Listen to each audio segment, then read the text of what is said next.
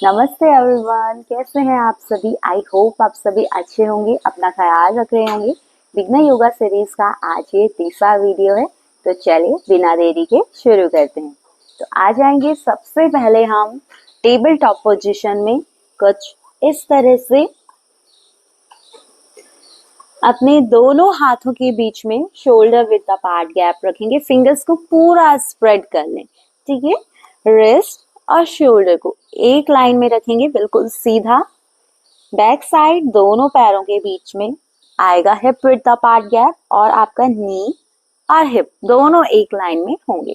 Feet को flat रखेंगे back side, देखिए फीट फ्लैट रहेंगे, और ये वाला पार्ट अपने पैर का प्रेस करके रखें, ठीक है, ताकि आपके नी पे एक्सेस प्रेशर ना आए।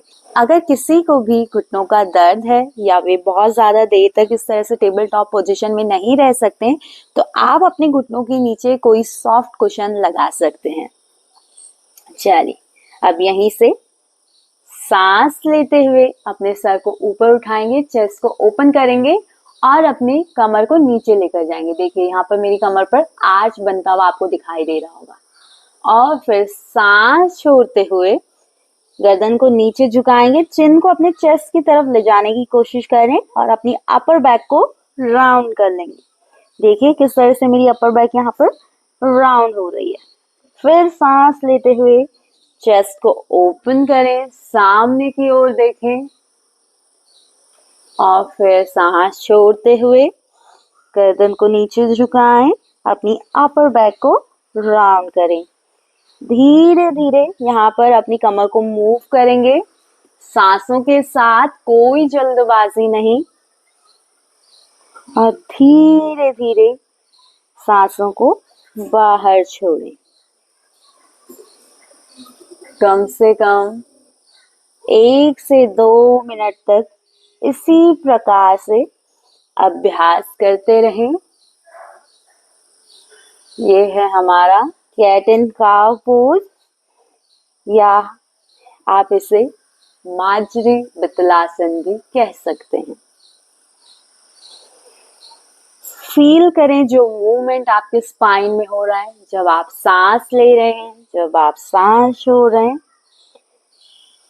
कैट एंड काउ पोज से आपकी कमर से जुड़ी सारी समस्याओं से आपको राहत मिलेगी, चाहे वो कमर का दर्द हो, कमर की अकड़न हो।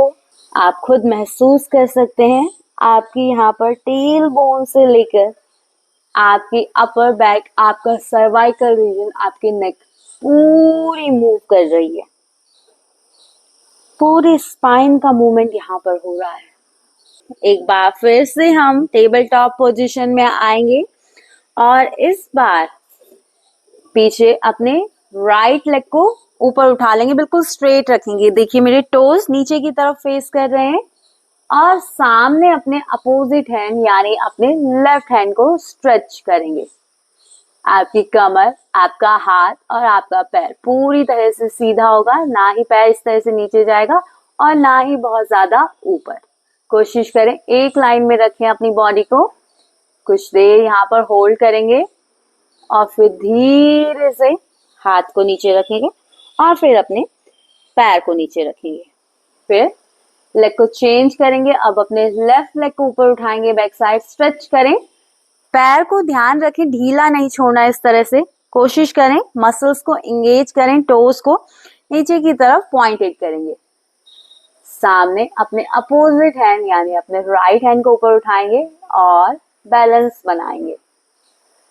कुछ देर होल्ड करें यहाँ पर, और फिर धीरे से वापस आ जाएंगे। एक बार फिर से अपने राइट लेग को बैक साइड लेकर जाएं, स्ट्रेच करें पूरा, और सामने अपने लेफ्ट हैंड को स्ट्रेच करें। 2 बार दोनों साइड से हमें रिपीट करना है, और कम से कम 10 से 15 सेकंड तक होल्ड जरूर करें। धीरे से वापस आएंगे और फिर लेग चेंज करेंगे। सांसें निरंतर लंबी और गहरी चलती रहेंगी। ध्यान से अपनी बॉडी पर आपको फोर्सफुली प्रेशर नहीं डालना है।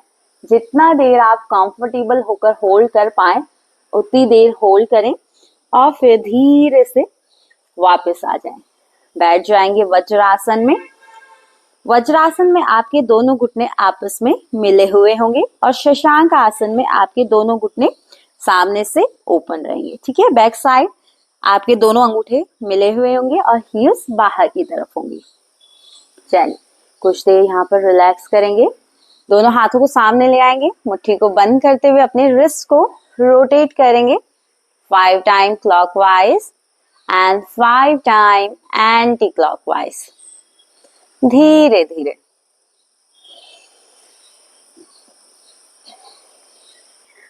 नेक्स्ट बैठ जाएंगे हम क्रॉस लेग पोजीशन में, सुखासन में, और यहीं से दोनों हाथों को सांस लेते हुए ऊपर स्ट्रेच करेंगे, पाम्स को आपस में मिला लें और ऊपर अपने थंब को देखें। फिर धीरे से राइट हैंड को राइट साइड लेकर जाएंगे, जितना हो सके दूर लेकर जाएं, स्लाइड करें अपने राइट हैंड को और फिर अपने लेफ्ट हैंड को भी राइट साइड स्ट्रेच करें और धीरे धीरे अपने लेफ्ट शोल्डर को पीछे की तरफ पुश करें, चेस्ट को ओपन करें और जितना हो सके ऊपर की ओर देखें। कुछ देर यहाँ पर होल्ड करें। आपको अपने लेफ्ट साइड पर स्ट्रेच फील होगा। यहाँ पर ध्यान रहे हाथ बिल्कुल सीधा रहे, ना एल्बो इस तरह से बेंड होगी, ना ही आपकी रिस्ट ऐसे बेंड होगी। ठीक है, और आपकी हथेली हमेशा नीचे की तरफ रहेगी, ना ही इस तरह से ऊपर की तरफ।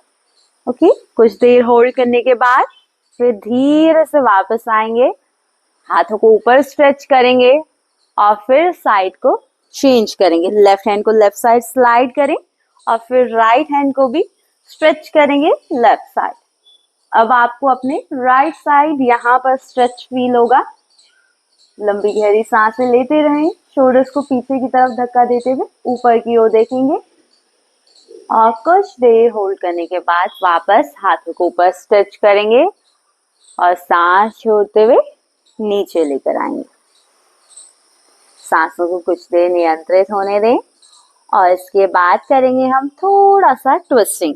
अपने राइट हैंड को अपने लेफ्ट नी पर रखेंगे, लेफ्ट हैंड को रोल करते हुए कमर के पीछे से अपने राइट थाई के पास लेकर आएंगे।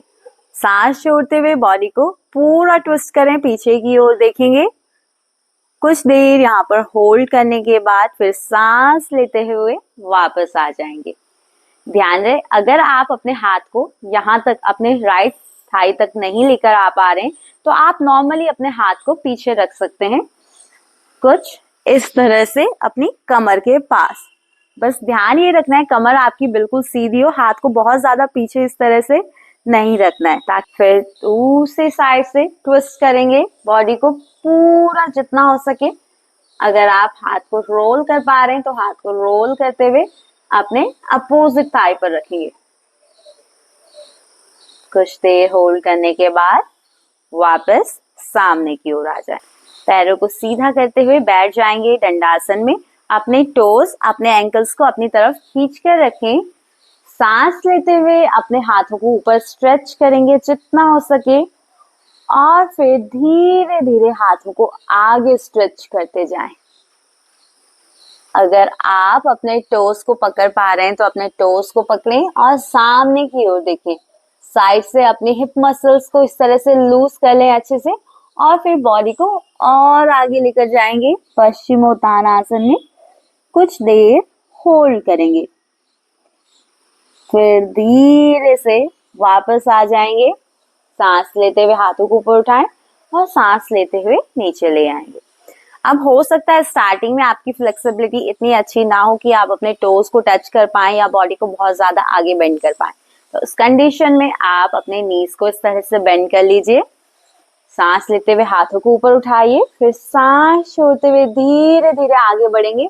अपने एब्डोमेन को अपने थाइस पर रेस्ट करेंगे, फिर अपने टोस को पकड़ते हुए सामने देखेंगे कुछ इस तरह से। और जैसे जैसे आपकी फ्लेक्सिबिलिटी बढ़ने लगे तो धीरे धीरे अपने पैरों को आगे करते जाएं, इस तरह से मूव करते जाएंगे और धीरे धीरे एक दिन आप पैरों को सीधा कर लेंगे। अब पश्चिमोत्तानासन के बाद करेंगे हम पूर्वोत्तानासन। दोनों हाथों को इस तरह से पीछे रखेंगे। आप चाहें तो अपनी फिंगर्स को इस तरह से अंदर की तरफ भी टर्न कर सकते हैं और चाहे तो बाहर की तरफ भी टर्न कर सकते हैं, जैसा आपको कंफर्टेबल फील हो। फिर धीरे से पैरों को आगे स्ट्रेच करेंगे, हिप को ऊपर उठाएंगे धीरे धीरे जितना आप ऊपर उठा पाए, और फिर हेड को पीछे ड्रॉप कर देंगे और अपने टोस को आगे टच करने की कोशिश करेंगे। कुछ देर पूर्वोत्तानासन में होल्ड करेंगे और फिर धीरे से वापस आ जाएंगे। अब आपको ये थोड़ा सा मुश्किल लग रहा होगा, क्योंकि स्टार्टिंग में हमारे हाथों में इतनी स्ट्रेंथ नहीं रहती है कि हम अपनी बॉडी को ऊपर उठा पाए। तो उसका एक इजी तरीका भी है। आप शुरुआत पे अपनी नीज को इस तरह से बेंड कर लीजिए, हाथों को पीछे रखिए, फिंगर्स को आप अपने अकॉर्डिंग अंदर या बाहर की तरफ जैसा आपको कंफर्टेबल फील हो वैसा रख सकते हैं। अब धीरे से अपने हिप को ऊपर उठाएंगे और अपने हेड को पीछे ड्रॉप कर देंगे। Reverse table top position. कुछ देर होल्ड करने के बाद वापस नीचे आ जाएंगे। ठीक है, हो सकता है स्टार्टिंग में यहाँ पर भी आपको थोड़ा मुश्किल लगे, लेकिन धीरे धीरे जब आप डेली प्रैक्टिस करेंगे तो आप इजीली इस आसन को आगे कर पाएंगे। थोड़ा सा अपने हैंड्स को शेक कर लीजिए, जो मसल्स में पेन आया है सर से शेक कर लें, अपने लेग्स को शेक कर लें। चलिए then next cross legs position में बैठ जाएं फिर से, और थोड़ा सा हम करेंगे अपना नेक मूवमेंट। सांस लेते हुए अपनी नेक को अपवर्ड डायरेक्शन में मूव करें और सांस छोड़ते हुए डाउनवर्ड डायरेक्शन में, clockwise and then anti clockwise move करें। इससे जो भी आपकी गर्दन में स्ट्रेस आया होगा वो रिलीज हो जाएगा। तो चलिए अब वीडियो को यहीं पर एंड करते हैं, मिलते हैं आपको अगली वीडियो में। तब तक ख्याल रखें, और अगर आपको वीडियो अच्छा लगे तो इसे अपनों के साथ शेयर करें और लाइक कमेंट जरूर करें। Thank you so much.